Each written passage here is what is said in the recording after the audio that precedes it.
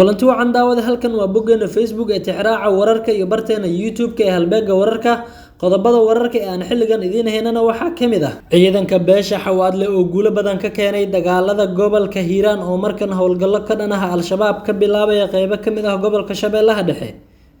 si gaar ah dhulka ay degto beesha Abgal ay ku wajahan yihiin Cali Jayte iyo ciidankiisa ayaa wacad ku maray in ay beesha mudulood u qabanayaan degmada Aadan Yabaal ee Shabeellaha Dhexe degmadaas oo kamid ah fariisimaha ugu waaweyn oo ay al-shabaab kaga sugan yihiin deegaanada maamulka Hirshabeelle beesha mudulood oo in muddo ahba ciidan iyo gaadiid dagaal isugu geynayay degmada Cadalle ee gobolka Shabeellaha Dhexe ayaa dagaalkoodii ugu horeeyay waxa ay ku qaadeen deegaanka Masaajid Cali Gaduud halkaasi oo uu ka dhacay dagaal qaraar oo khasaare badanna uu ka dhashay dowladda Soomaaliya ayaa war ka soo saartay khasaaraha ka dhashay duqeyn diyaaradeed oo ka dhacday qaybo kamid ah gobolka Shabeellaha Dhexe gaar ahaan nawaaxiga deegaanka Xawaadley kadib dagaalkii ka dhacay deegaanka Masaajid Cali Gaduud oo la sheegay inay qayb ka ahaayeen ciidanka commandoska gorgor ee xoogga dalka Soomaaliya waxaa la bajibaarmay duqeymaha diyaaradaha droniska Turkiga ee Bayraktar TB2 ay ka fulinayaan gobolkaasi tirada rasmiga ah iyo xubnaha lala beegsaday duqeyntii ugu dambeysay ayaanu kula wadaagaynaa haddii aad nagu cusub tahay nagu soo biir adigoo muuqaalka like saaraya una share gareynaya saaxiibada si uu dad badan u gaaro mahadsanid waa hagaag daawada ugu horeyntii haddii aynu ku bilowno dowladda federaalka ee Soomaaliya ayaa war qoraal ah oo ay soo saartay waxa ay ku sheegtay ama ay ku faahfaahisay khasaaraha ka dhashay duqeyn diyaaradeed oo ka dhacday gobolka Shabeellaha Dhexe sida lagu sheegay war saxaafadeed ka soo baxay dowladda Soomaaliya waxaa la dilay in ka badan 10 xubnood oo ka tirsanaa al-shabaab kadib howlgal gaadmo ah oo lagu qaaday goob ay ku sugnaayeen horjoogayaal iyo dagaalamayaal ka tirsan ururka al-shabaab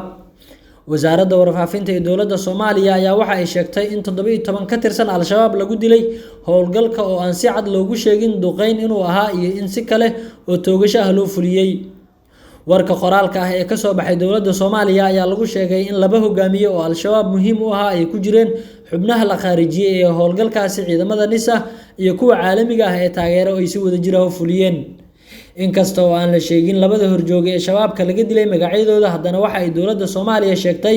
inay ka hortageen abaabul dagaal oo ay damacsanaayeen kooxda al-shabaab in ay ka fuliyaan deegaanada ciidanka dowladda ay ku sugan yihiin duulaankani guuleystay ayaa la fuliyay 25kii bishan oo xalay ku baagneyd waxaana lagu dilay 17 ka tirsan argagixisada al-shabaab oo ku sugnaa tuulada Xawaadley duleedkeeda ee gobolka Shabeellaha Dhexe ayaa lagu yiri qoraal ka soo baxay dowladda federaalka Soomaaliya gaar ahaan wasaaradda warfaafinta ee xukuumadda Soomaaliya taliska hay'adda nabad sugidda iyo sirdoonka qaranka ee Soomaaliya ee NISA ayaa loogu mahadceliyay shacabka oo xogta al-shabaab soo gudbinayay muddooyinkii la soo dhaafay taasi oo dowladda Soomaaliya ay sheegtay in ay sabab ka dhigtay in isbuucan kaliya la khaarijiyay in ka badan 150 kamid ah dagaalamayaasha iyo horjoogayaasha ururka al-shabaab ma jirto war ka soo baxay dhanka al-shabaab oo ay kaga hadlayaan weerarkan la sheegay in lagu dilay 17 xubnood oo kamid ah al-shabaab waxaana sii kordhaya duqeymaha diyaaradeed oo ay ciidamada danab ee xoogga dalka Soomaaliya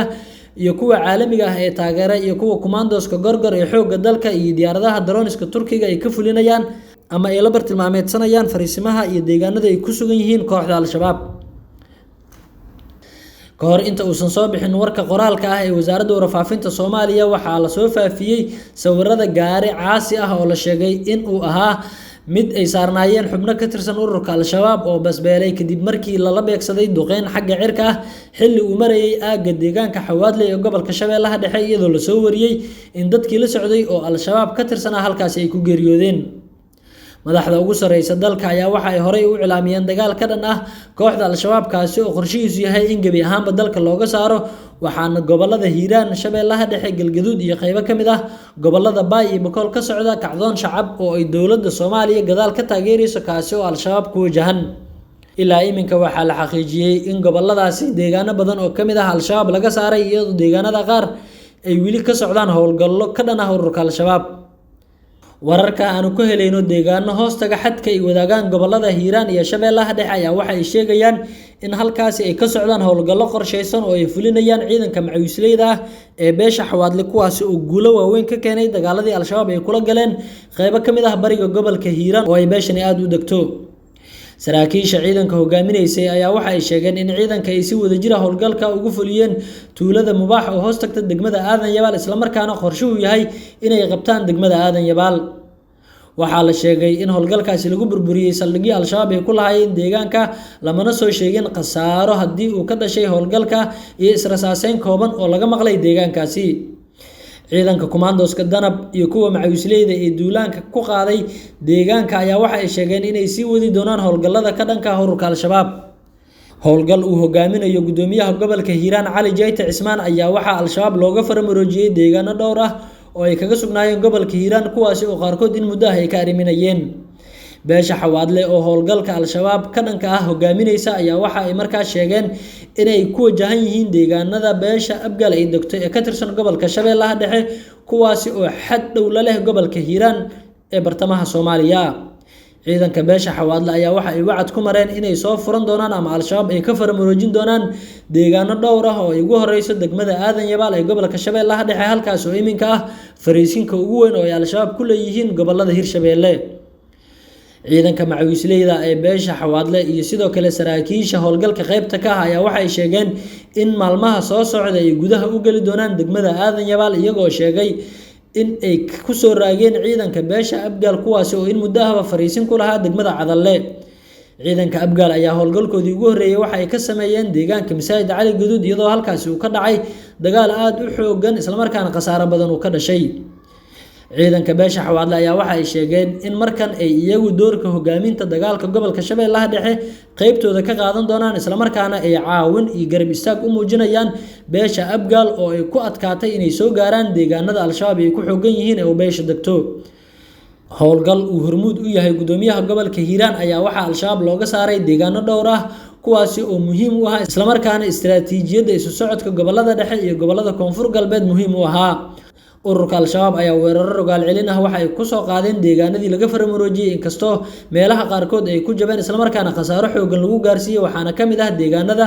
al-shabaab ay weerarada rogaal celinta ku soo qaadeen oo ay ku jabeen deegaanka Jicibow oo ka tirsan gobolka Hiiraan isla markaana 30 kiiloomitir u jira magaalada Buulaburde ee gobolka Hiiraan.